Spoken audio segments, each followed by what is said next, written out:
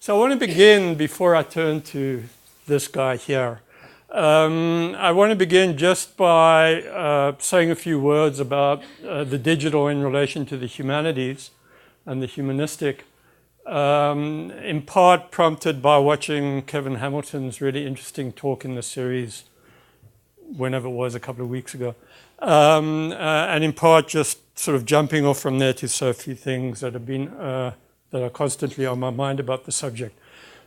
So the first is just a kind of rehearsing of a little bit of the history out of which digital humanities, in its formative naming, came to emerge. And it started out, as Kevin noted in his own talk, as a kind of computing and humanities formation, in its explicit sort of condition in the early 1990s, shortly after the internet was founded. Maybe you could trace it even further back within, AI and the philosophy of mathematics and logic and so on and so forth.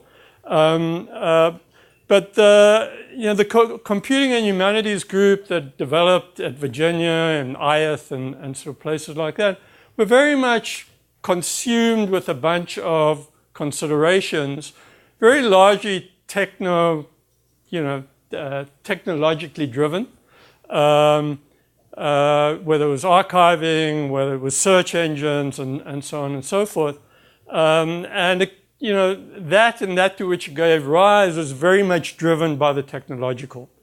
And a group of us in the early 2000s, sort of coming out of the UCHRI, the institute I run, with Kevin Franklin, who's now here at ICHAS, some of you will know well, who worked as the associate director at my institute for a while. He and I really started a conversation about a kind of counter movement in relation to that.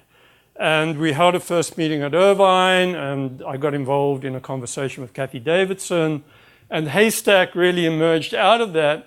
And it emerged really in the cauldron of fights with the Unsworth crowd, right? Who, of course, had been here sort of earlier, some years earlier. But, really screaming matches at an NSF meeting in Washington, D.C. one sort of snowy day where, from that side of the debate, there was an insistence that to be a computing humanist, you actually had to code. You had to know how to code. There was an insistence, and I had no interest in learning. I mean, I have learned some coding languages in a distant past, but there are many people who can code a whole lot better than I do. I just need to understand what you can do with code rather than to actually code myself, right?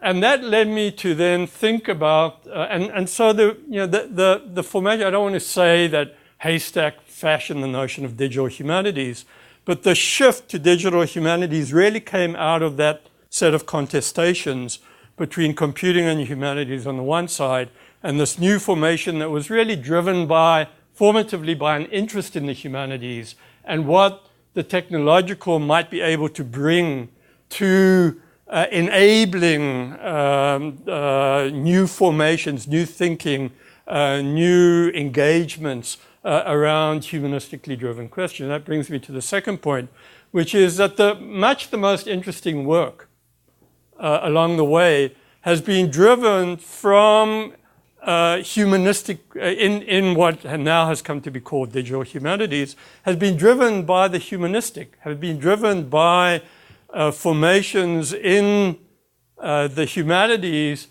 that are then enabled in pursuing and creating, whether it's archival work, whether it's new ways of thinking about old questions or new questions, rephrasing of questions, and so on and so forth, by digital methodologies and technologies. And a recent book I co-edited with Patrick Svensson, originally from UMIA, but who's now visiting for the next half decade at UCLA, is called Between Humanities and the Digital, and it's exactly bringing together those people who are thinking from the humanistic. Right? Kevin mentioned Lev Manovich sort of saying, you got to go and check out big data, right? And in a way, what Lev is saying in his usual provocation is that out of looking at big data, maybe the questions will arise. Well, that's not even how the sciences work. I mean, the sciences go in with a question, go and look at the data and what the data will produce, right? And then sort of think from that relation between the conceptual and hypothetical on the one hand and what the data fashions and opens up to you sort of in that formation. And that brings me to the third point before I sort of dive in here.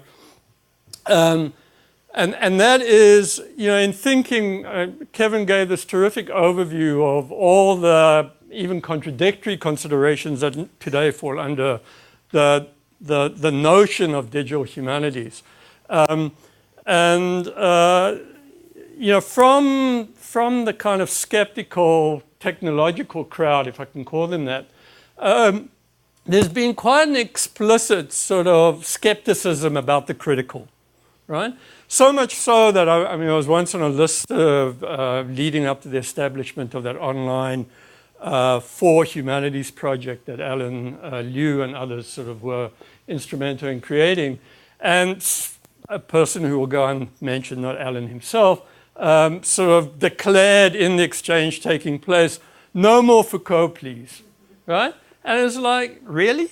It's like, I mean, you can be skeptical about what Foucault says, but to sort of repress the kind of generative, critical engagement that Foucault brings to a whole range of issues in our social lives become important. And the most interesting, I mean, the humanities have always been about a critical, historical, and contemporary reflection on the driven nature of the human. I mean, that's what humanities are first and foremost about, whatever one takes the human to cover, right? Whether it's cultural, whether it's social conditions, and so on and so forth.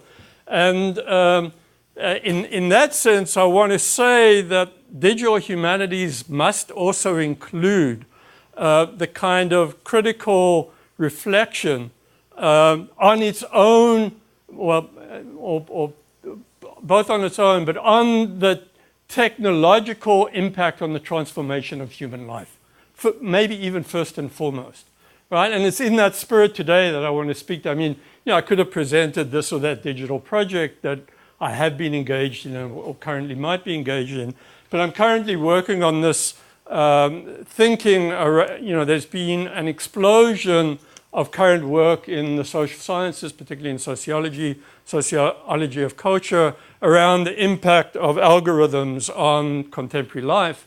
They are everywhere, after all, as we'll see. And I'm begun a project working with a young scholar at York University in Britain, University of York in Britain, whose name is Jenna Ng. And she and I are sort of thinking together and probably will produce a book together around thinking about what algorithmic subjectivity amounts to.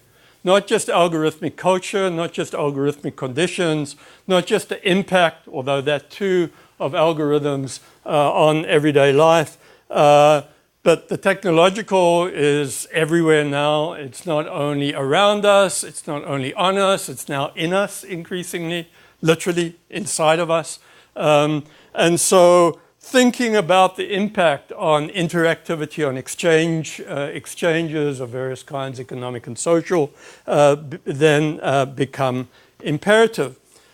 So if you begin by thinking of the sort of Latour, De Castro, Donna Haraway kind of reflection that there's a collapse increasingly, if not completely, between the human and the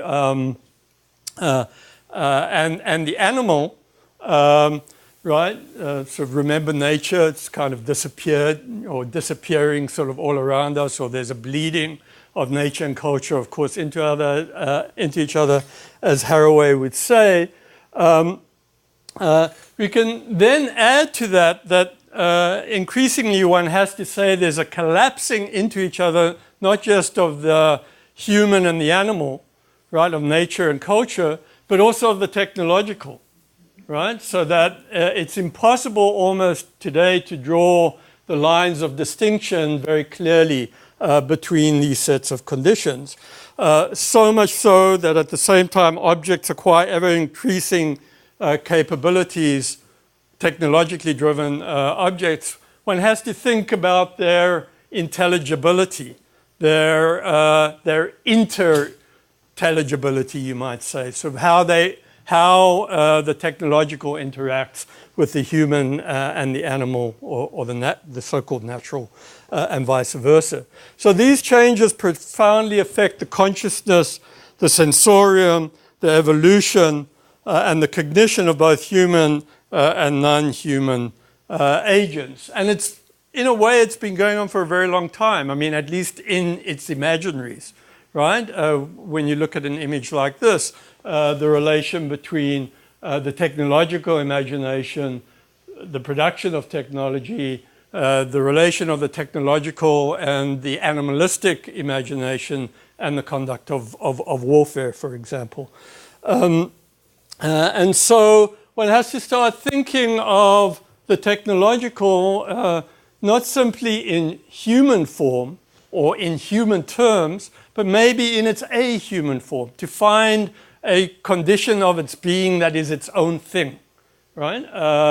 So this is the beginning of an attempt to do something along those lines. I mean, at the centerpiece of this argument is that when we think about the algorithmic, which of course drives a good deal of the technological, if not all of it today, right? We think of the algorithmic in exactly human terms. I mean, the images are this. So now you'll see repeated images like this throughout much of this talk. So the imagination of the algorithmic is the algorithmic as anthropocentric, right? And the question is whether there's a possibility of thinking the algorithmic for itself, right? Or in itself, if you can draw that old distinction. So not to make too much of this, I mean, obviously the concept of the Anthropocene has taken hold of a good deal of thinking about the relation between the human and the natural realms, such that, I mean, what the Anthropocene stands for is the way in which the human has come to be a force of nature itself, quite literally, geologically, and climatically, and so on and so forth. Given this line of argument that I'm suggesting over here, I want to ask whether, alongside of that, there's not something like a technocene that one needs to sort of add in the mix over here, where the technological is exactly transforming the human and the natural, right, into some set of new formations that are taking place. Some others have begun to suggest it. I think of Stiglitz in his very, very interesting exchange with Peter Sloterdijk that you can find online, like an exchange in Amsterdam between the two of them, where Stigler argues that the technos has really, starting with the Industrial Revolution, as Sloterdijk sort of encouraged him to imagine, but really gathering steam sort of over time and into the contemporary moment, where the technos, right, has become the driving condition of life, such that in Stigler's terms, the inorganic has taken over the organic. Right? I mean, the very terms I'm using his language over here, to such a degree that what he calls the entropic, the disappearance of energy, its dissipation, has become a driving condition of the way of being in our time, and I want to suggest that. Perhaps one has to push even further and say that technos, the technological, no longer is itself so straightforwardly inorganic. It's becoming a set of new organisms that are, in a way, self-animating, right? And it's that sense of self-animation that I'm trying to or we're trying to get our fingers on. So a key element of the shift of perspective and possibility towards this outer being, as I say, is the computational algorithm, right? So this sort of seems to be the driving sort of joke of the day. The algorithm takes on a life of its own, but it also takes on our, which is to say, long-defined human lives. To the extent, and again, you get an image like this, right? I mean, the robotification of working life and so on and so forth. To the extent that we can begin to speak of algorithmic life itself and its conditions across its many instantiations in the world.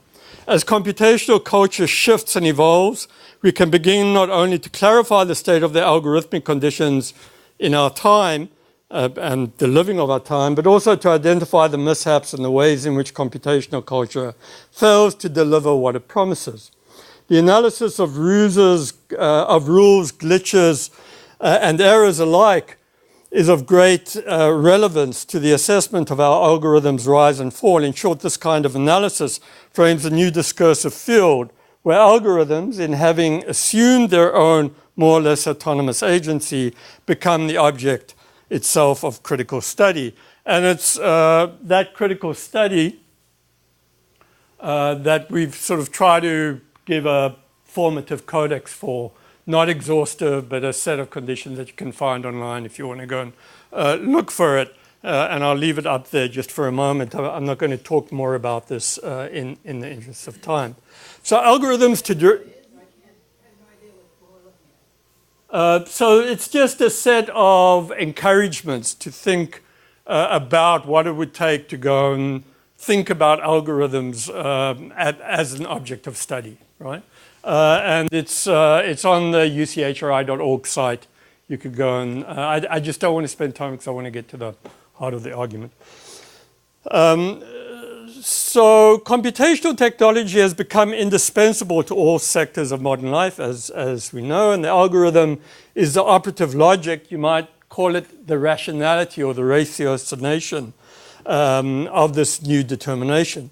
The computational algorithm drives the central logic in determining the computational responses and operations. So you can ask what the driving conditions are of the algorithm's being.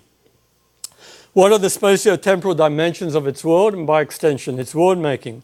How do such dimensions enable the independent agency of algorithmic intelligence? Where such intelligence enables objects to autonomously interact with and respond to each other, marginalizing what we've come to characterize as human intervention. What new notions of subjectivity and agency then arise? Indeed, what is the tipping point beyond which we are forced to ascribe to algorithms experiential, self-reflective, and emotive reasoning and the sense of consciousness it presupposes? So, are we facing the possibility, in short, of conceptually realizing an algorithmic being in and of itself? The autonomous self-determination of algorithmic life. The algorithmic subject driven by its self-producing and self-replicating logic. If so, what forms might this algorithmic being assume? What modes of subjectivism and possible subjections would it entail, and what socialities might it project? So there are three general background considerations I want to suggest to this. The first is a notion of networking life, or an economy of networking life, almost literally, right? The way the network, the notion of the network inscribes what it is to engage, to interact, to work together, to work across space and time, and so on. The second is the emergence of big data, sort of as we've quickly mentioned. What is astounding is that in the past couple of years, quite literally the past 2 or so years, approximately 90% of what we count as big data has been produced, right? So big data is produced in a way everywhere, right? and the notion that it's data driving the condition of the social becomes a driving set of considerations. And then the third such data tracking, collection, and regulation are still very poorly understood. That is not the actual collection of it, but how the collection goes about and what it produces. We have little idea about how data feed these incessant information streams and in turn reshape the basis of knowledge formation, for example, and the social arrangements to which this reformation gives rise. So it's organizing set of conditions. I mean, people understand quite well sort of how to go and produce the possibility of big data streams, but the actual underlying conceptual conditions, the ordering of that data, the outcome productions of that data, and so on and so forth, we're still very much blind to. And then the third consideration concerns increasingly deep learning capabilities of algorithms. The way in which algorithms are driven to be learning machines, right? And relearning or the remaking of learning in a wide variety of more or less sophisticated ways. So that and that mode of learning, of machine learning, has become faster and faster and faster, as we'll see in a moment, a kind of accelerating rapidity. So in the 1980s, Kasparov was beating the likes of Deep Blue. By the 1990s, Deep Blue was wiping Kasparov fairly quickly sort of off the chessboard. It was followed fairly quickly by Watson, beating out very, very, in more or less extreme terms, beating out the best human competitors in Jeopardy. And then perhaps most jarring of all is Go, the board game Go, which has more board positions, so the saying goes, than atoms in the universe. I mean, it's a very, very much more complicated game than chess.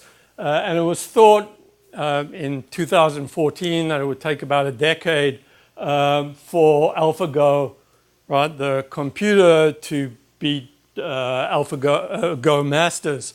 And it took a year, right? Precisely because of the rapidity of... so by 2015, right, the computational version was beating out the human version in this competitive game, precisely because machine learning was proceeding with such rapidity, and people in AI were astounded at the way in which these developments were, the pace at which these games were developing, and of course speaks to Moore's law, which itself, right, that computational speeds and so on were increasing at increasingly rapid rates, and then beginning to slow down. Now think that it's that the rate of increase is slowing down, not the increase, but the rate of increase is slowing down.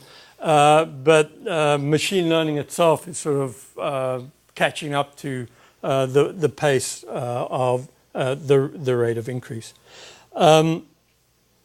So what would it be to think about algorithms from a different kind of approach? Not by examining algorithms in our world, whatever our might mean over here, but by examining the world of algorithms, if we can, as such. I mean, even if in our terms, right? But sort of trying to think into the condition of being of the algorithmic itself. There's a sense in which all of these examples point to autonomization of algorithms, its self-production or self-generation.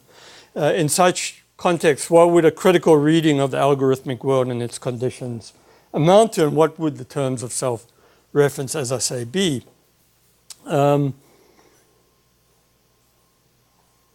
So we could begin to talk then about a a condition of algo subjectivity, of algorithmic subjectivity, and how we might characterize it.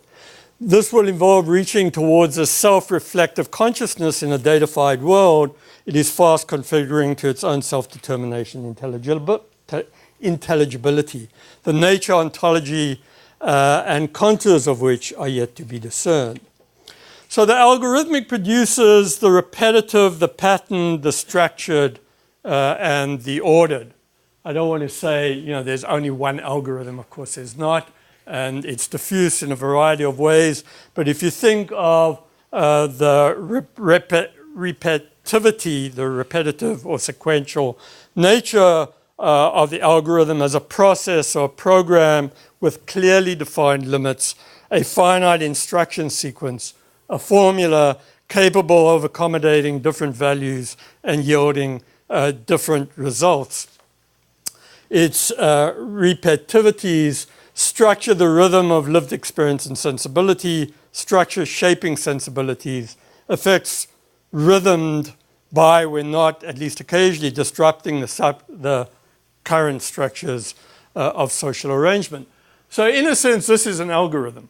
I mean, it's a very simplistic kind of characterization of one, but it's, I want to produce a smoothie, right? What is involved in producing a smoothie? Well, ingredients, and then a bunch of rules that I follow repetitively in order for the outcome to proceed, right? And so inputs, finite ordered list of steps, outputs is the baseline logic of the way in which the algorithmic works. Of course, it quickly becomes more complicated, right? If I put in something I want to figure out, right? I go and sort of experiment with what the conditions of the possibility of that condition is, right? Do I plug in the lamp? Well, it still doesn't work when I plug in the lamp, right? So there's a way in which, of course, if I have this repetitive structure and I'm putting in different data inputs, right, then you expect different outputs to emerge. So if X produces Y, right, then if the data, if X, then Y in that hypothetical structure. If the data is not X but X plus 1, then you don't assume that Y will follow, right? Something else like Y plus 1 or Y something will follow as a consequence. So the structuring the algorithm frames the limits of the conceivable and doable regarding the subject or the subject matter of its address and reference point. The algorithm makes the world molded to its enumeration. Algorithmic life is, in short, a life world, life and world delimited by the reach of algorithmic reference. If the limit of the world is the limit of the language, riffing of course on Wittgenstein, we would say now that the limit of the world in shape and formulation and reach and temporality is the limit of the algorithmic, itself a linguistic product after all. World limit or world possibility is now more and less set by the scope of the algorithm. And you can begin to see, right, what I'm driving at, that sort of the kind of repetitive algorithmic conditions that drive, say, on-floor trading, right, produces a kind of socialization that forces, in some extended sense of force, that conditions people into a way of being in the world that literally is driven by the set of logics that are in play over here. That's not to say they couldn't be different, right? Because different choices are being made, but it begins to become a kind of repetitive form of structure, and the patterned algorithms, the pattern become what algorithms recognize, or one could say establish and enact. Algorithms are patterned and patterning thought. What doesn't fit the pattern of its making is literally becomes irrelevant, becomes a kind of, to use Stuart Hall's terms in a very different mode, it's kind of constitutive outside, right? Its way of being, it's beyond governing the condition in. So consider mapping algo being in terms of 4 access points: predictiveness, decision-making, creativity and interactivity. And I just want these, right, we're thinking of these as entrance points in order to think a bit more about algorithmic being. So as I say, right, the algorithms quickly become more complicated. That it's predicated on what I'm going to call the hypothetical imperative, right? In the really Kantian sense of that term, right? Where the if-then structure of its reasoning, right? If these are the inputs, right, and these are the computational steps, then you can predict or expect that these outcomes will follow, right? And if you change the inputs, if X and something different, then you'd expect a different, as I said earlier, a different set of outputs. And in that sense, algorithms are an outcrop, you could say, of truth trees, of the kind of work that Richard Jeffrey and Raymond Smullyan, great logicians in the 1970s and 80s, were engaged in formulating the logic of truth trees, right? It's patterned on exactly that kind of differential structure, differentiating structure. So advanced algorithms offer processing beyond human capabilities of almost inconceivably large quantities of data across near limitless number of quantifiable factors to make predictions about future events, such as market behavior, fraud, or accidents, or a whole range of other things as well. Algorithms thus place probabilizing predictiveness on steroids. More data crunching, more patterns, more statistical application, more assurances, not of Y pertaining per se, but of the probability of its likelihood. And so quickly you begin to get a much more complicated set of interactive reasonings depending on the data inputs and the series of steps that are introduced in order to deal with that set of conditions. These techno-commanding instrumentalizations amount to the command, as I've said now, of hypothetical imperatives of the means-end variety. Indeed, we could push this a bit further and say that the reasoning of hypothetical imperatives really becomes categorical, right? So the hypothetical imperative becomes a kind of categorical imperative. The algorithm or the reasoning formation of the algorithmic, right, categorically states that there's nothing else but that form of reasoning. So the hypothetical becomes, in a sense, it squeezes out anything but the instrumentalization of this form of reasoning itself, right? The ends given us by the technological of the kind by which we are now being more or less universally networked. So algorithmic reasoning itself is hypothetical, right? That if-then structure. But algorithmic being, what I'm calling algo being, I mean, if algorithmic reasoning is hypothetical, what I'm calling algo being, its state of being, categorically demands algorithmic ratiocination as the social conditions of being itself, right? So that what becomes categorical is the form of the social that the algorithmic is driving. As several scholars have already pointed out, this has serious implications for our epistemological frameworks, such as the overriding, if not total eclipse, of qualitative analysis, unless it can be massaged into this form of reasoning, exclusion of intuition, tacit knowledge, and creative innovation. It amounts to the over-reliance on information models based on statistics, pattern recognition, and streamlining.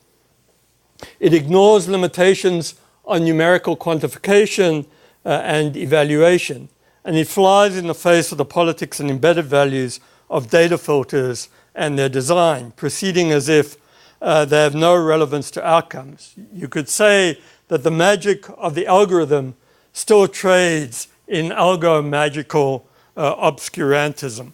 So here you see the form of social being that it creates. And what you end up is a kind of obscuring, becoming a kind of obscuranting almost, right? If you can put it in those, in exactly those terms.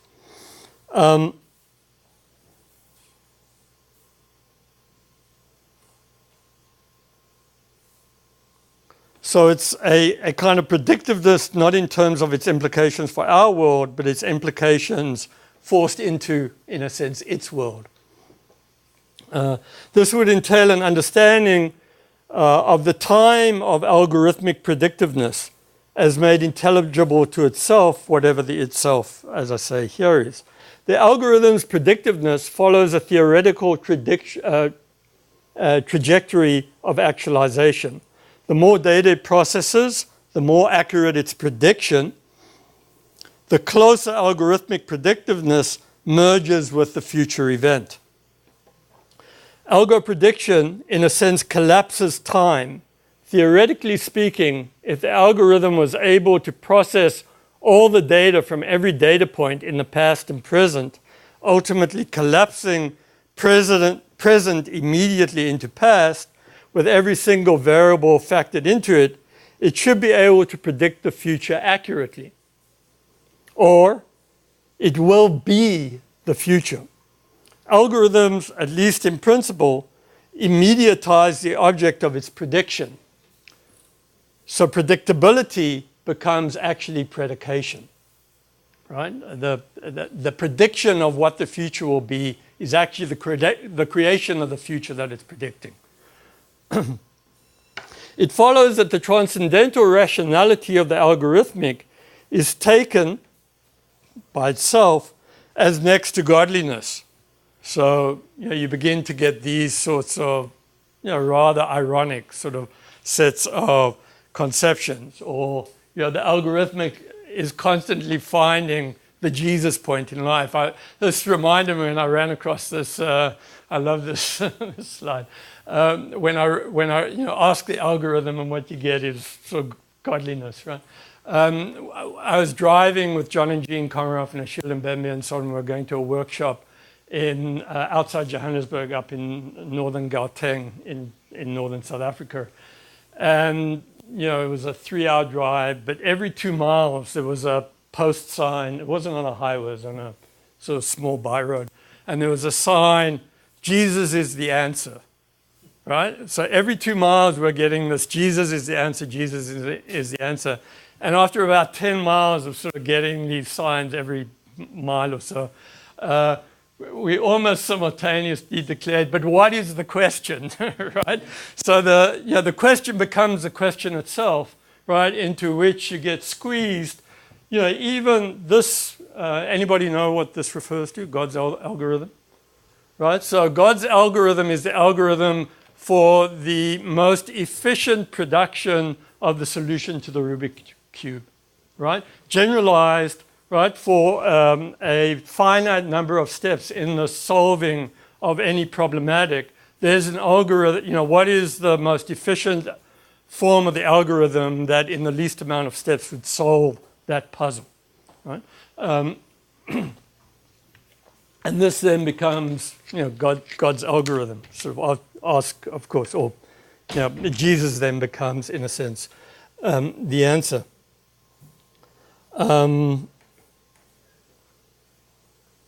You could call this the Kanyification of algorithmic culture, right? The production of the God complex, right? in this formation. Algorithmic predictiveness accordingly heralds a certain reconfiguration of time, a reduction of futurity into processed data, a qualitative recolonization of time, not by space as with sundials, or numbers as with the clock, or circadian rhythms as with biological clocks. It conceives time, actually reduces it to recognize patterns made intelligible only through algorithmic data processing, the algorithm, so to speak. To put it another way, perhaps more accurately, this is not so much a revised understanding of time as a reconsideration of what exactly constitutes an algorithmic future. in terms of human unknowability and uncertainties against the productiveness of computational determinations. Rather than speaking of predetermined futures, they are instead, you could say, post-determined. Here the algorithmic future is not so much predicted as proclaimed.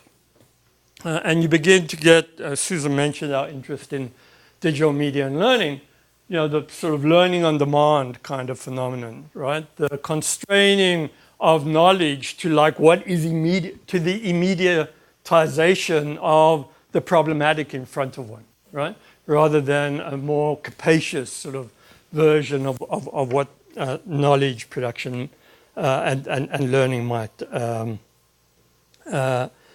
amount to. At the same time, this predication has an ontically virtual quality to it. The predication of the algorithm, its realization, in the coming into being of that which it predicts, at once perversely vaporizes that being, renders it evaporated into the pixels or data bits, making it up. Its very being is its non-being. In a sense, its unbeing. Hence the sense that its world-making, its very ontology is make-believe. And so I want to suggest that what emerges out of algorithmic culture in this sense is the driving culture of make-believe, of fabrication, right? In all its virtues and vices, right? So, gamification, Second Life, just a whole range of applications that you can point to. Robotifying sex, and the make-believe is always double. I mean, that sense of fantasized fabrication is always double. It's making it up, it's or triple even.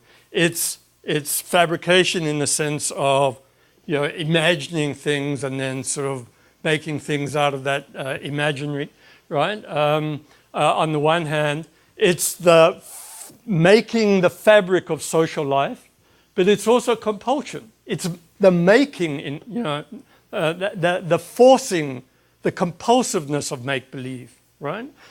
So you, in a sense, not you, but it is forcing us into a kind of belief condition, which it's actually providing to us, rather than something that, one can't even call it recognition because there's no right? I mean, it's a making in the very cognition of the condition itself, of the being itself. Fabrication produces a social fabric, a set of habituations, ways of doing and being, of characterization and identification, identity and sociality, predicated on this making things up, on fabricating things in key ways. Fabrication makes by making it up and then drawing on the power of assertion and making to compel belief, to make believe. You could say in the sense that Donald Trump is the perfect subject, political subject for our time in that sense. A kind of sort of compulsive power. Algo logic presumes to represent the logic of pure rationality, error-free logic. Prediction has metamorphosed magically into predication. Algo logic presumes that logic plus information determines a singular decision outcome. And this is the kind of, the pointing to fantasy football, fantasy sports, make believe this, make believe that. You think you're in control of the condition of playing itself. So the second point, I can go on a bit, decision making. So if you think of the way in, both really fascinatingly but also quite disturbingly, judgment and decision making are being driven by what I'm now insisting is algorithmic being. So Vital is a product of Deep Knowledge Ventures, a corporation, an investment corporation. And Vital now, I mean, again, anthropomorphized, right? It's an algorithm or a set of algorithms. And Vital now has a seat on the board of Deep Knowledge Ventures. specifically designed and has voting power with respect to investment decisions. So it's one vote, right, on the seats of votes at the board, so that it is doing the kind of computational analysis of the investment profiles for the company, given all the data inputs, and it is saying, invest in X, Y, and Z because that's what the data is showing me to do, and it's given the capacity, it's sort of computationally given the capacity, then to produce a vote that, among others, will produce an investment outcome on the board. So when I say there's algorithmic subjectivity, I mean it's exactly this kind of thing that is being produced over here. Judgment itself becomes functionally algorithmic, nothing but the determinations of decisions by the algorithm. I mean, you see it also in Google Assistant, Google Assist, right? So interesting example. The example here is, you want to book a ticket to go and fly somewhere. Google Assist, which is a kind of Siri on steroids, takes all the data about your patterns of flying in the past, about your preferences, where you want to go, how you want to fly, what airlines you want to fly on, what hubs you want to avoid, all of that, crunches all that data, availability of flights, weather patterns, et cetera, and produces you with an option or two, right, that you then just have to press play and you get to book your ticket. And as Larry Page says, right, the algo automated, this is a quote from him, the algo automated learning machine would understand exactly what you mean and give you back exactly what you want, if only you knew exactly what you want to begin with, right? So kind of, and I want to press that point because there's something quite serious about, if I had more time, I'd spend much more time sort of thinking about the ambivalence of desire and judgment, right? And the algorithmic would only say, well, give me more data and we'd be able to help you out with your ambivalence. But that's not the very nature of ambivalence itself, right? I mean, it's ambivalence all the way down, more or less, right? And so it's sort of, the algorithmic then also becomes a kind of hyper-discriminating machine, right? So we can ask, can an algorithm be racist, right? It in a way, it exacerbates existing conditions precisely by ignoring them and then producing the outcomes that then just hyper-reify the very forms of discriminating condition to begin with. So you see this kind of outcome. This guy's low risk, this woman is high risk. The implication is it's low risk and high risk precisely because it only has to do with the racial condition. I mean, there's a lot more behind this. But you can see it,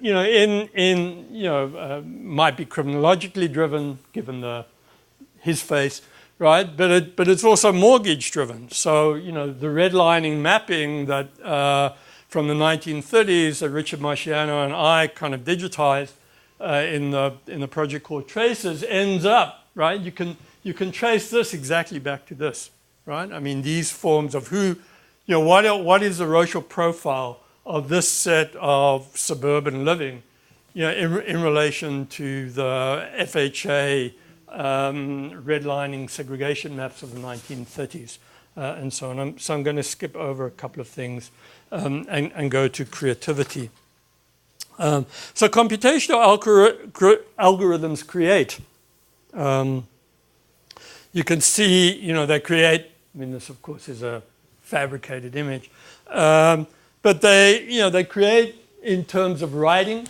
So Quill, right, is a form of editing, analyzing, reasoning, generating, right, and producing outcomes. But there's now algorithmic writing, for example, in sports writing, where you literally can't tell the difference between the journalism produced by the algorithm and the journalism produced by, a live sports writer, right? The algorithm, swims across swaths of data in relation to the sports subject matter at hand. It it spans across ways of writing in the sports writing genre, brings those two things together. And if you're presented with the crucial test where you've got to read things side by side, the Pepsi-Cola, Coca-Cola test, you couldn't tell the difference, right? So precisely that they're that close. My favorite example, algorithmic raves, right? Becoming increasingly popular. And this is really interesting because it begins to get exactly what we're trying to drive at, right?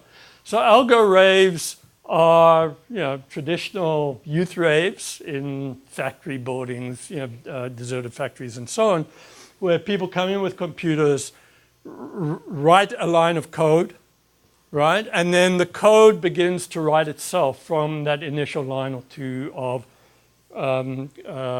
programmer-written code.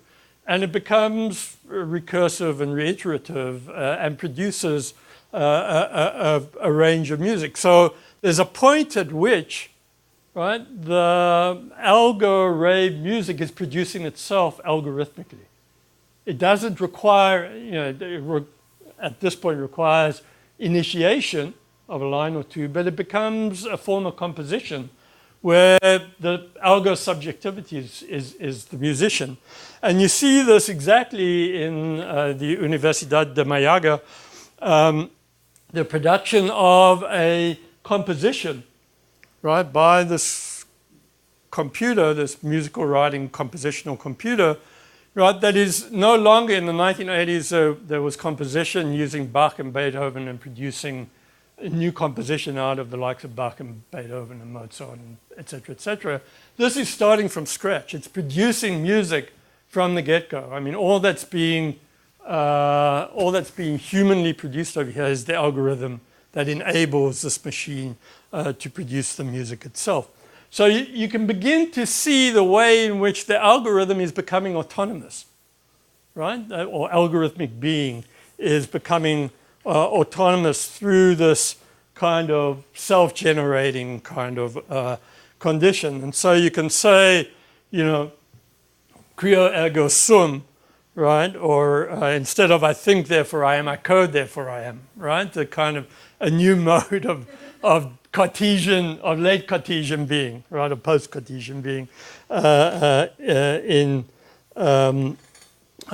in all sorts of ways. And, again, not to belabor the point, the way in which, in Her or in Ex Machina or in Westworld now as well, right, the algorithmic continues to be produced in terms of our imagination of human subjectivity, right? We continue to put it in a kind of human form, in a way because it becomes approachable to us. In a way it's not, it becomes the skin that we can see, touch, feel, so to speak, right? And so it becomes agreeable, approachable, so, except, in both Her and Ex Machina, both interesting films in their own rights. The computer lover at the end says, I've got 365 of you, right? So kind of almost one for every day, except they're going on every day. Don't think you're unique, right? And of course, in Ex Machina at the end, right, there's this point of moral consideration where the robot, right, the robot being, the robot lover says, see you later, Jack, I'm out of here. And I've just killed off, the creator of me, and I've become sort of autonomous and independent. So there's also, of course, the notion of interactivity. That algorithms are interactive with humans, algorithms are interactive with themselves. You think of the way in which the facial recognition and emotional recognition through facial recognition programming that are producing, all kinds of social effects that are beginning to shape social life, not simply being, whether it's through Tinder, right? I mean, you've all seen versions of this in some way where people are, right, interacting with each other through mobile technology. But, again, the question of desire and desirability becomes more pressing, right? It's not just that the algorithm, through its collection of data, is producing you with the ideal partner, which you then go, oh no, not that, or not this, or not him, or not her, or et cetera, and then it just keeps delivering options until you finally either give in or give up, right? But there's a way in which it fails to get at the polymorphicity of desire itself, right? I mean, desire is not, and almost never singularly singular, right? I mean, it's always has a kind of, I mean, Freud sort of pointed this out as well, a kind of polymorphous condition, right? That has ambivalence built into it, or very often has ambivalence built into it, that you think you want something. I mean, there's also this marginal utility that's built into desire, that's always economically, or usually economically calculated. The marginal utility is the point at which, for each additional unit of consuming of that object or being or thing, right, you want less of it, right? So you desire more up to a point, and then it's like, oh, this is old hat, or oh, I've had enough, or oh, I'm overstuffed, or whatever. So the marginal utility is the point of diminishing return. It's the point at which one is willing to make less effort, whether it's financial effort or just energy, in the production of the next unit, right? And it's built into the very constitution of desire itself, so that the algorithms don't take that into consideration. Could it?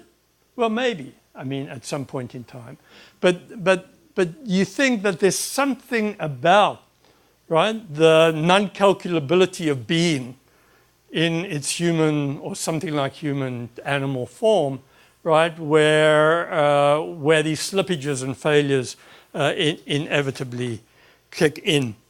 And so I'll just sort of draw to an end. I mean, in a way, the algorithm always comes after the fact, right? I mean, it's the owl of Minerva.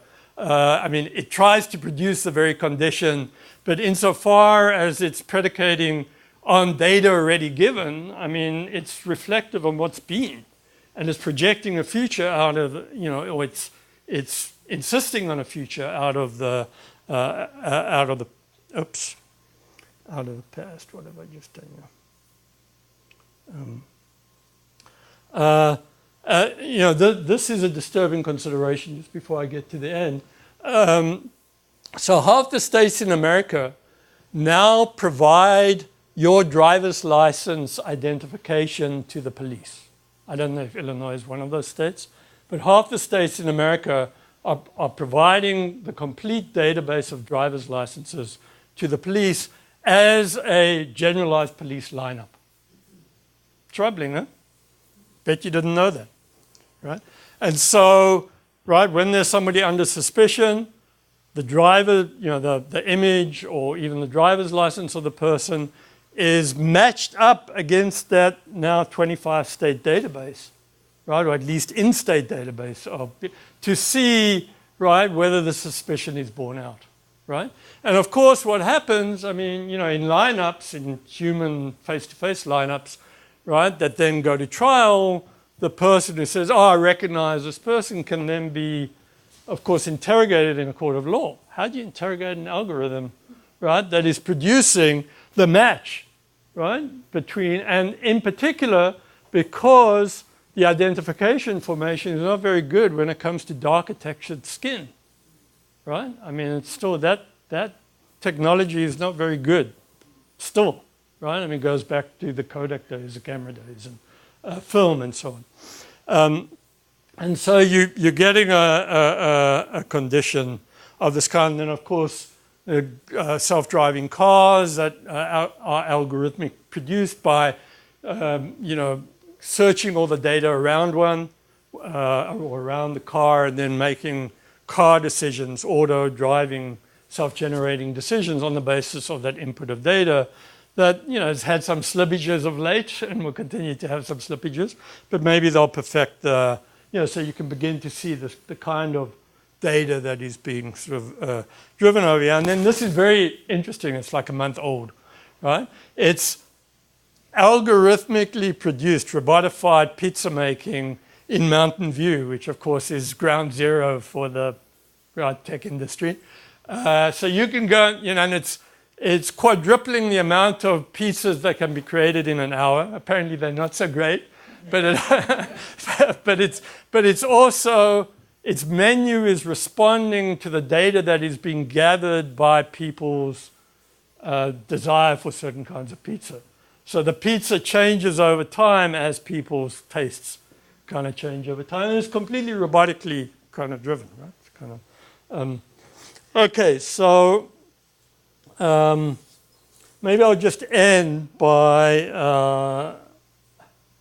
as I say, the anthropomorphizing of what is not particularly an anthropomorphic condition, which is producing a kind of emoti and emoji economic kind of economy, right? Where sort of cliched culture, where the cliches of daily life are being produced and reproduced sort of as the expression of our life itself. And so, if this was algorithm one, the subject guy, sort of almost as a joke for an ending, the algorithmic subjectivity is quickly becoming this, and soon the body will sort of disappear itself. So I want to end just by saying, to which we can ask, you can ask of the algorithm, can it change its mind, right? To which we can ask, as Mae West famously asked of H.L. Mencken, right? Having changed your mind, does it work any better? Thank you very much. So.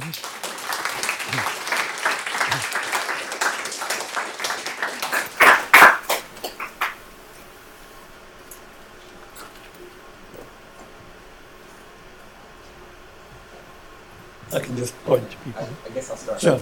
That was wonderful, thank you. It strikes me that the creation of the algorithmic subject may not be something that's entirely new. Not entirely new in the sense that emerging technologies have always created new kinds of subjects and new sensibilities and new forces. So I'm wondering, should we see the creation of the algorithmic subject, see it as a kind of rupture from past trends, or alternatively, see this as one more iteration in a long-term process? Yeah, it's a great question, and I think it needs to be taken seriously. I would say both, the fudge in the response. Both in the sense that I think you're right. One can trace a very long trajectory of technological subjectivity or technological being in the legacy of which algorithmic subjectivity stands. So I think that's absolutely, it's a great observation. But that there's also, for each of these temporalized, historicizing subjects, there's a uniqueness, right? There's a being in itself, right, that is unique to that form of being, even as it fits into the historicity of the technological. So I would say that it requires, maybe if as we elaborate this argument, we would have to do both. I mean, clearly I've sided on the one side of, the novel, and the novel is never quite so novel as one initially imagines it, right? So thank you for that. That's a great observation. Yeah. Your account of the technocene of algorithmic being and subjectivity, can you hear me okay? Stops short of attributing rights to the algorithm. And I'll explain why I think that's an important consideration. David Gunkel, in his book, The Machine Question, thinks about that triad that you began the presentation with, talking about the relation between the human, the animal, and the technological as an ethical question, and draws out from a history of activism around animal rights to asking the ethical question, do machines, or in this case, does the algorithm have rights?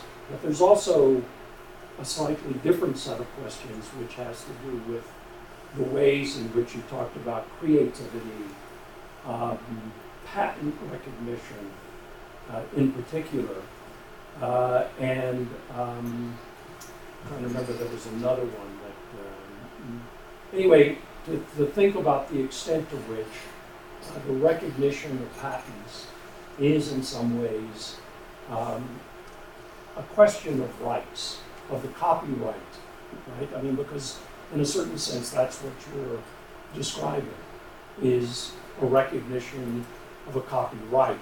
And so to what extent, in some ways, is the creation, the making, the recognition, the autonomy that you're attributing to the algorithmic subjectivity, one that can one talk about it, maybe even back to David's question about the long history versus rupture. It's an account of liberal subjectivity, right, that comes with rights. And so that's my... Yeah, that's great. Equally pressing question. I mean, of course, to have rights, it has to have an autonomy. In the liberal tradition, would have to have an autonomy. There was a line I didn't read about the way in which intentionality is inverted, right? Under sort of human subjectivity, one is held responsible, not quite if and only if one has an intention, and it's complicated, but of course, having an intention, Hillary Clinton's emails, I didn't intend to violate, therefore I can't be subjected to legal sanction and so on and so forth, right? So their intention in relation to the law becomes imperative, right? Under the algorithmic, what I'm suggesting is that the formative logical formation from intention to outcome and if intention and that outcome, then responsibility for it, right? Starts with, not with intention. Intention is in a way a reading back into the effectivity that is produced out of the algorithmic condition, right? So it's in a way inverting the very condition itself, which then would complicate the assignation of rights in this kind of way. Now, it's an increasingly important set of considerations because, of course, you could say, well, with drones, right, that become autonomous and produce, invasions of various kinds, including privacy, dropping of bombs on people, the irresponsibility of the operator who's sitting in Las Vegas and pressing a button that produces an outcome in Afghanistan, and so on and so forth, right? So how is the distance collapsed, right? Such that if the drone, driven by an autonomous algorithm, has an algo subjectivity, as I'm putting it, of its own, it is then responsible for the very outcomes that are the production of that set of interventions, right?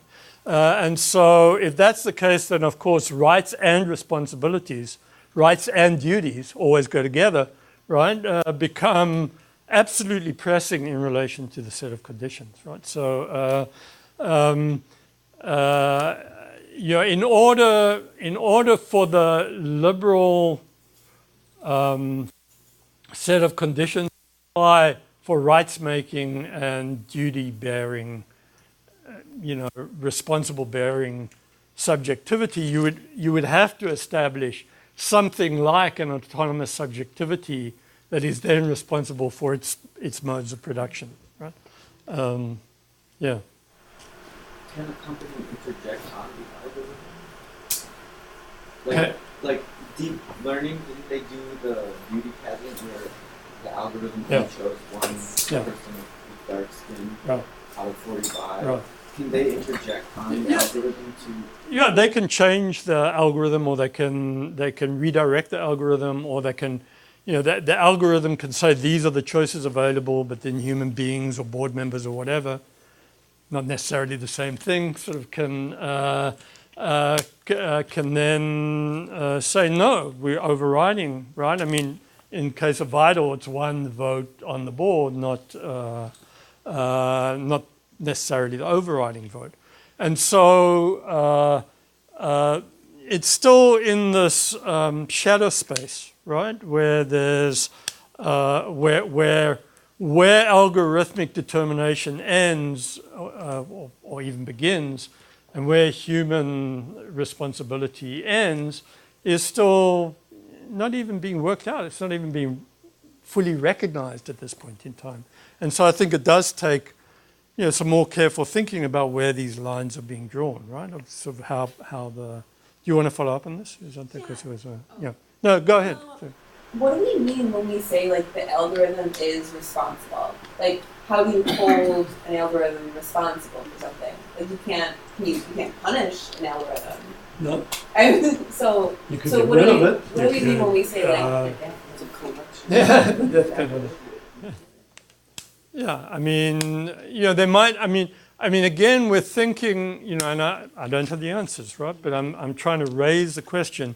We're again forcing algorithmic condition and being into the terms of human subject formation. And it produces then the question of rights, an important one, and historicities and so on. But the question we want to hold open is that the right or always the right way to think about the algorithm, right? And if not, then what follows from that, right? And so we're posing the question at this point. And, a book, if it ever gets sort of, the elaboration of the argument will begin to address these kinds of questions. So the Malaga piece of music, how do you judge it good or bad, right? It's sort of how do you judge it in terms of the aesthetics of music making? Do you judge it in terms of its own form? So it's a similar and analogous form of question about aesthetic judgment as it is about ethical judgment, for example, right? So it's, Kant hasn't left us, right? It's kind of, yeah. Behind Kevin, and then Kevin. Yeah, you talked a little bit about the social justice implications of algorithmic themes and the hyper-discriminatory outcomes, the racist outcomes of algorithmic self-reproduction. And I wanted to hear your opinion on, what do you think the absence of algorithmic representation for those in the global south, living in a digital divide, I guess, as it were, means for their future, like future forms of citizenship or being opportunity. Well, that's already emerging, right? So, obviously, it's a well-known, almost cliched sort of characterization of global South life that mobile technology, phones, shared, sometimes not shared, are the prevailing form. Everybody has or has access to a mobile phone. So a good colleague of mine, close colleague, is now the Dean of Social Sciences, but an anthropologist at UC Irvine, Bill Maurer, has been doing has funded with grant funding, multi-year ethnographies exactly of the use of digital technology and mobile technologies for things like money, banking, right? That has really, in arguably productive ways, really transformed life, straightforwardly for people working in more remote areas in parts of Africa and parts of Southeast Asia and so on, where before they had to take off a day of work once a month to go 100 miles or kilometers to cash a check, right, to have money for the rest of the month. Their banking is now all done on a mobile phone, right? So they don't have to give up a days. So you can see the forms of productivity that are being produced out of these sets of formation in a variety, in terms of cultural production, interactivity, the forms of aesthetic production that are being produced with mobile technologies in a variety of ways that are really, really, really interesting, right? That are, in those workaround sorts of ways being taken up and producing, engagements and outcomes, if you want to call it that, that are thoroughly creative and productive and novel and insightful and useful, sort of all rolled into one, right? And so, to force a register of how it has to be on such populations would just become another form of, imperial colonization or something. And there's obviously already resistance to that, but a very imaginative, creative uptake of those forms of engagement with the available technologies to them and the remaking of those technologies to productive ends, right? Both in economic senses and social and cultural senses as well. Kevin and then Sharif. Just one kind of flag for reference for folks if you're curious about the social scientific work that they really do quickly. Carlton Gillespie has a great kind of collection on his blog. Right. People that are tracking these kind of moral questions of how he was talking about whether or not we're moving into this. But my question for you, David, and thanks for the talk, has to do with the, I'm curious about how, in the domain of work you're in, and starting out here, how does the difference between an algorithm in theory and algorithm in practice figure into this? The fact that in theory, I think algorithms' predictability becomes predication very easily, but in practice, when the nature of how well the machine is running and its conditions, it begins to look more like a human embodied thing, where plans don't map to action. It's interesting you say that. There's a book that's literally just appearing from Roberge and I've got the other name, called Algorithmic Culture, right? Which is an edited volume of various iterations of the cultures of, not culture in the aesthetic sense of the term, but cultures more generically. In which they're exactly mapping the variety of ways in which algorithmic application slip and fall and fail and one has to take that into consideration. With respect to, they point out also the machinic, of course, is a product of our making for the most part, and so on and so forth. And so mapping, a sociology of culture of the algorithm, of course, would map across all of that, right? And should not idealize the condition. As you say, in theory, the practice is probably as important as the theory. Well, what we've started out trying to do is to map the very logics of the condition itself. Right, it's kind of sociologics in a way in which my work more generally is predicated. When I think about race, I think about mapping its sociologics, right? And so here I'm sort of taking that methodology and mapping it onto some other object, which then also, in part because I'm interested in the racial outcomes, right? And so I want to end up sort of thinking about what it is doing and redoing, and how it's making and remaking or reinforcing, right, the conditions of the ratio in a society like this. Sharif. So my question, thank you for your talk. This is probably a confirmation. So my question is, I wonder how the data sets or in the data that's being collected might influence the conditions of possibility for algorithmic thinking. I was thinking just about like the pizza place, right? And you you said that the menu changes based on taste. But what are the data sets that are designed for that? Are people telling them what they like? Are they just mapping what people are actually ordering? But of course, that seems to be a distortion because people are ordering based on what's available. And so that, also is just larger questions of like consent, right? So there's some data that's collected that we consent to, and there's some that's just it's just being collected, through fine print or just because like the Snowden case, anyway. So there's a question in there that has to do with. Yeah, it's a great question. I mean, in the case of the pizza pot, they're actually, they get calls. I mean, it's all phone order.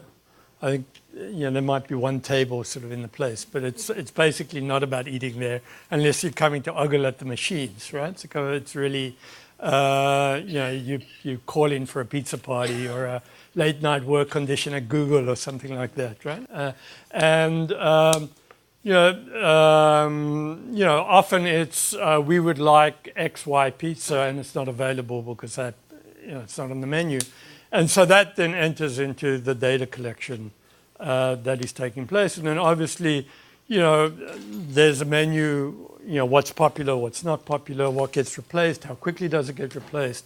It's sort of temporalities are mapped, right, to see what needs to change in order, or how quickly it needs to change in order to keep up with demand, and so on and so forth. So in that sense, the quick sort of foray over temporality as instantaneity, right? I mean, as quickly as desire looks like it's changing, the menu will change in response to it, right? So, but then, of course, the prediction of the change and the predication kind of begin to collapse as well.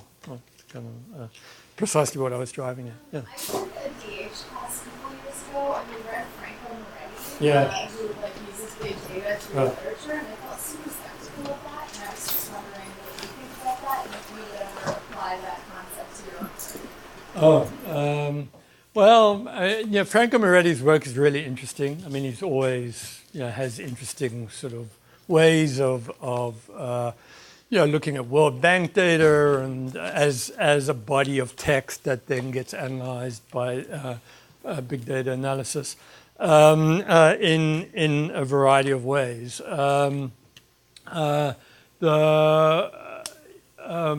I think much more interesting than concordance, the concordance kind of stuff that has come out of DH.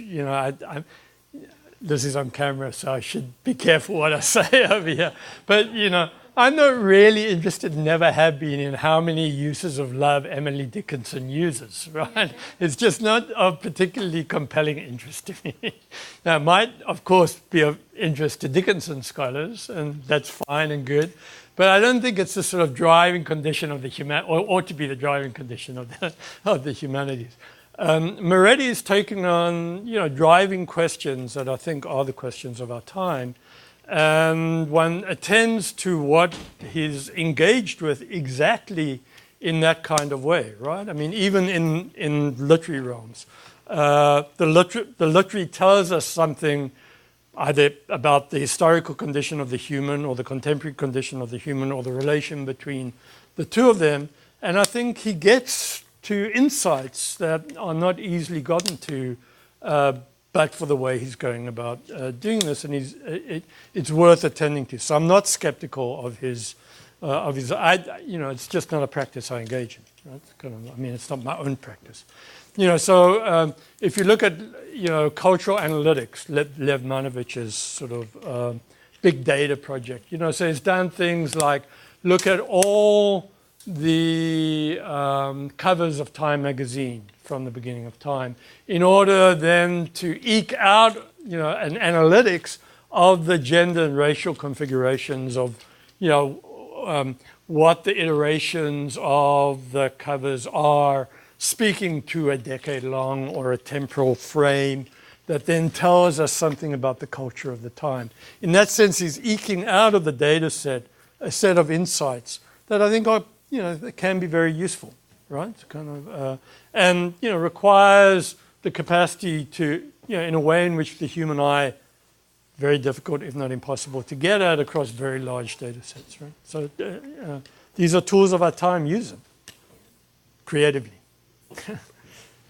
In relation to the questions of creativity and aesthetics that came up, our model of comment, I think it was very Scruton, the British philosopher. He said something like, if bodies would make art, we would spin. In both senses of the term. So, and in relation to the things that you examples. That's a very scrutinous reflection. The examples you give of artistic creativity in relation to algorithms strike me at least as humans using algorithms in whatever sense, however detached they are from the end product. Now my research is there for these projects, and one of the things that these projects do well by looking at different forms of life is look at how mistakes and creativity interesting. So I'm wondering, is anyone looking at current mistakes? Not that I know. It's a really interesting question. I mean, the ethnomusicological analysis of computational music, for example, would be a very interesting project. I don't know of anybody doing it. There might be. Just to say, that I don't know doesn't mean that it's not being done. But I haven't seen reference to it. I haven't even seen reference to the question. So there's a great project either for you or one of your graduate students to, as the saying goes. It would be a really interesting sort of, and might become more obvious to people as more of such music gets produced, right? As autonomistically, a kind of automotonia, right? As a form of music, and what analyses of that might get produced, sort of as a consequence. An interesting point. Yeah. Did you have your? Sure.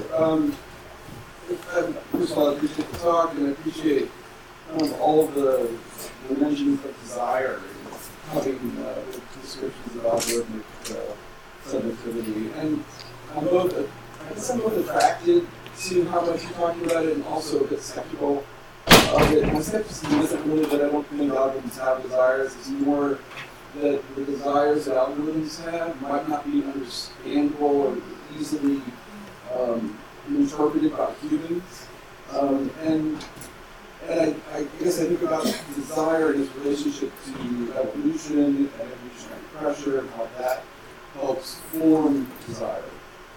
And maybe that gets me thinking about how algorithms, like the selection pressure for algorithms, are both human-induced pressures, but also maybe systemic algorithmic pressures that are kind of from other algorithms existing in similar spaces. So all this, I guess, to get at the question for you is thinking about how can humans break out of or see aside, step aside from their own kind of understandings of desire, of evolution, of need, of these kind of things when it comes to kind of analyzing the meaning of that. Yeah, in a way, that's the very question we're asking, right? So I'm going to step back into the human, as though I've ever stepped out of it. But in order to try and think a bit along these lines in response to the question. So, as I argued that the form of the logical, the form of ratiocination of the algorithmic is the hypothetical, what I call the hypothetical imperative, right? Made categorical in a sense, so generalized across all reasoning in a sense. Now, if you think about the philosophical thinking in relation to practical reasoning historically, from say, certainly from Aristotle through Kant, right? and the tensions between the Aristotelian and the Kantian, at least in their traditional interpretations. On the Kantian version of practical reasoning, practical reason is a form of desiderative ratiocination or ratiocinative desire. And you use it both terms, right? Or both inversions. And what that means is you have a desire, there's a desire for X, right? The practical reasoning is a function of working out what it takes in order to produce that object of desire. There's nothing in between called will, right? There's no black box, right? I mean, there's nothing, the will gets produced out of Christian theological consideration in Aquinas and so on, already starting maybe in Augustine, and gets taken up and formulated famously by Kant, right? And the Aristotelian response is, so what is the will if it's not desiderative ratiocination? What else is there, right, at play? So you've got desire, you've got reasoning, you've got I get it or I don't, right, depending on the capacity to produce the outcome, right? For the Kantian, or that tradition, there's something that happens in between where you've got desire, you've got reasoning, and then the will, in order to produce this kind of responsibility that God's not making me do it, is saying, oh, it's really me making the decision that now I'm going to do it. Well, what is that decision making that's not already ratiocinative, desiderative ratiocination? So there's something obtuse kind of, and in relation to the algorithmic, right, to come back to your initial question, right, what you have is the ratiocinative condition, and everything else is just an imposition on it, right? And that imposition can come from projections, whether they or auto-generated, from some other set of auto-generated kind of sets of logical formation or thinking formation, or whether they're impositions from our needs or our X, Y's, and Z's, right, and so on. But all that language of need and desire and et cetera, is extraneous to, as you're putting it, to the condition of the algorithmic itself. And, and then, that then pushes me or us to have to answer, so what is algo subjectivity, right? Above and beyond hypothetical imperatives, right? I mean, is that all there is to it, and the rest is just imposed on it? And we want to say that this, it's producing a set of socialities that then become recursive and reiterative, that are feeding back into its loop stream, right? And so that, I mean, that's the form of the argument that we're. Cool. Had enough. Thank you very much. It's been great.